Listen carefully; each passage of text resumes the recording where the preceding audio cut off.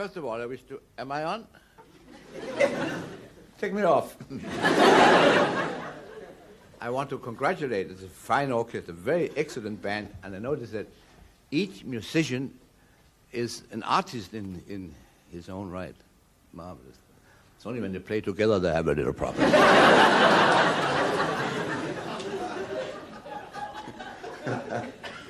No, it's marvelous. Oh, yeah. I really don't know exactly what to do, but I had an experience recently. I was conducting... Are you interested in music? Yes. Too bad. I had an experience recently. I was conducting the Magic Flute, Mozart's opera. You know Mozart, poor Mozart. He was only from here up, you know that. Just like that girl over there.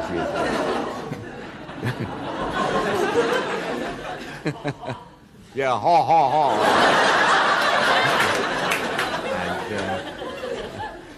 And he was only a bust, you know. You have seen replicas of Mozart, of course. Well, anyway, when I conducted, or just before I went into the conducting that opera, the rehearsals, of course, I read everything I could about Mozart. And I found out that in my youth, of course, I had also studied about Mozart. And I found out that between that time and this time when I did the opera, nothing much had changed so far as Mozart was concerned. But I found an opera that is very little known, and it's a very short opera, and it is by Mozart. Therefore, I think it has great interest for music lovers and perhaps people who hate music anyway, because...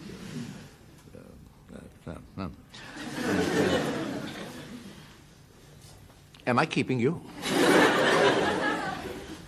Well, I'd like to just give you a few highlights of this particular opera. It's only in one act. It begins when the curtain rises, of course. Otherwise, you couldn't see a thing, obviously. On the stage are two trees, one on each side, of course, which indicates a kind of a limited size forest. And the tenor comes in from one side. He's supposed to meet his soprano, but she hasn't arrived yet. So he hides himself behind one of the trees. This is a very rich station here. They have many cameras.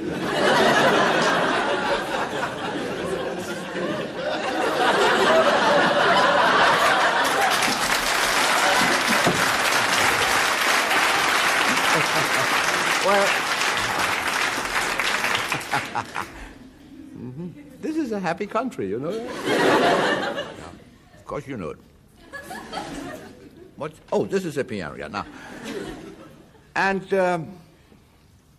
he is supposed to meet his soprano, but she hasn't arrived yet, so he hides himself behind one of the trees. And little by little, she comes in. And she can't find him because he's behind the tree, and she doesn't know that. But she must have seen that during rehearsals, because so she just pretends that she doesn't know it. What's that thing hanging down there? Oh, we are not connected, huh?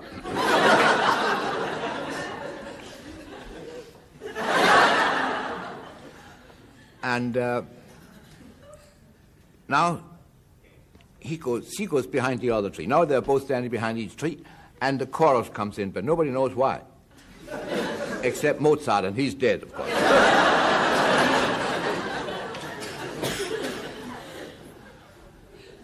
Yeah.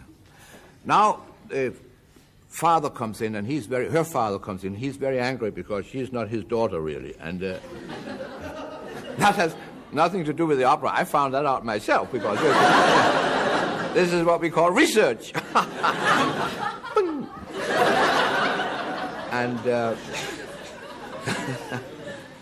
And, well, he decides that she must die, and they all want to go home early anyway, so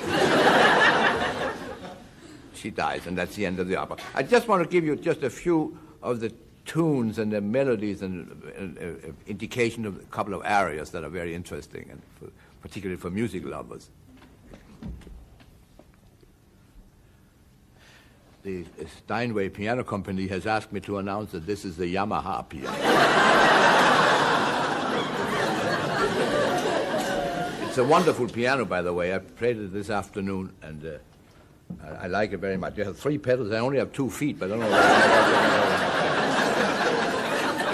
I guess the one in the middle is for overdrive. Oh, yeah, opera. Now, first you hear the overture. And then when your tour is over, of course, you hear the rest of the opera. Now we go to the opera house, and you hear the conductor's footsteps when he enters the orchestra pit. Pit. Isn't it a shame to call it an orchestra pit? Some good music comes out of there once in a while, you know. You could call it a ditch. Sounds better, pit. Anyway, he comes now, and you hear his footsteps. You think he limps. He walks sideways. That's the microphone. Is that the one? Is that the one that works? There are 2 microphones. Oh, I'm in stereo.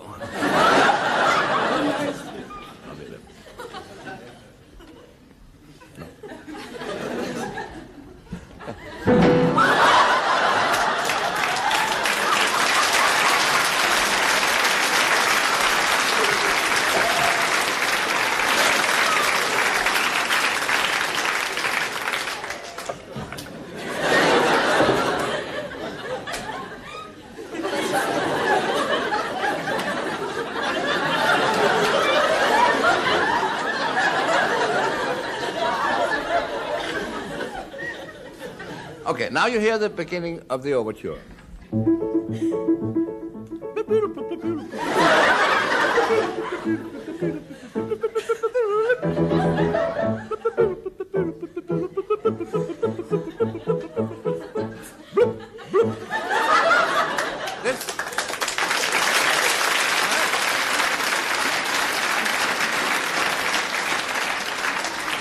This was the first part of the overture. Now you hear the second part, which is exactly the same.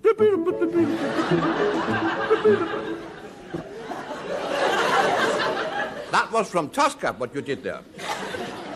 Tosca, second act.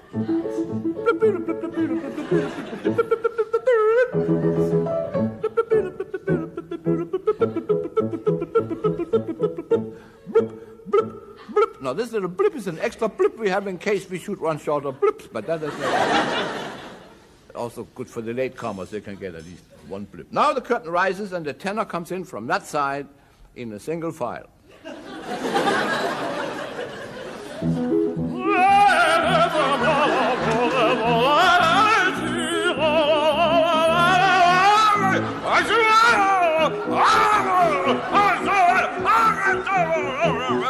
He goes behind the tree right away.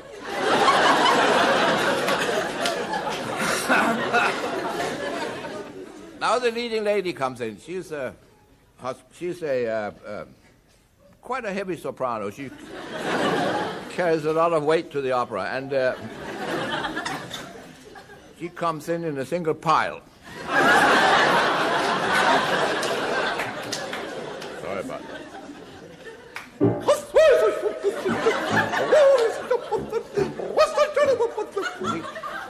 She goes behind the other tree, which hides her, of course, almost.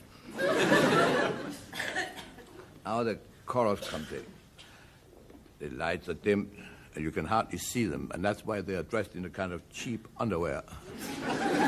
Because why spend a lot of money for costumes when no one can see them? And that's the way the management of this network feels about it, or whatever it is, and that's the way it's going to be.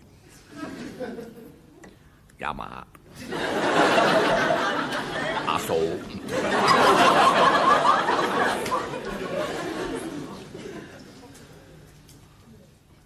I speak a little Japanese, you know. You didn't know that. You know how I learned it?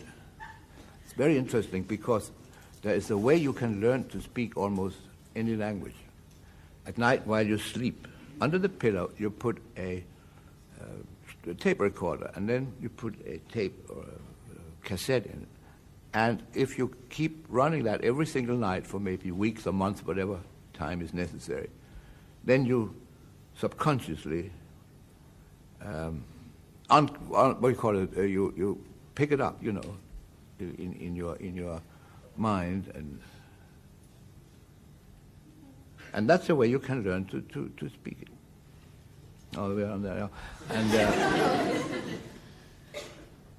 I learned to speak Japanese that way. That's why I said Yamaha. As a matter of fact, problem is I can only speak it when I'm sound asleep.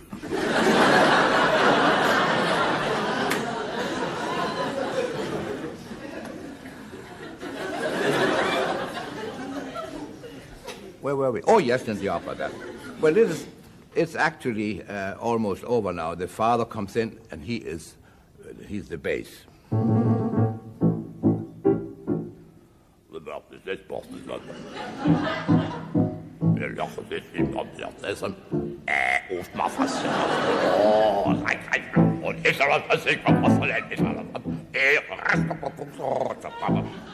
He has now told her everything he knows, and she's supposed to pick it up, and he had told her now that she must die, and she now sings her death aria.